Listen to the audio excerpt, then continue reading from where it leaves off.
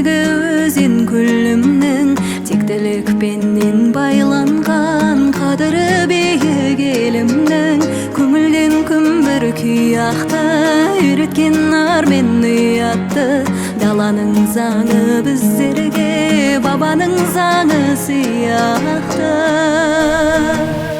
Hey тамырым үнсүз сөйлеген, жүрөктү кубат бийлеген. Кай жакка барып кайтсам да өзүңдөй жылуу бермеген.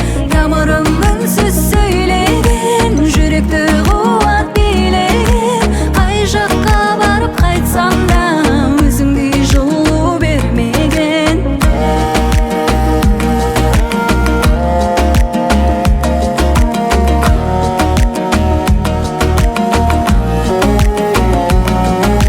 Жазатын ғасыр дастанға, азат күн мәңгі аспанда.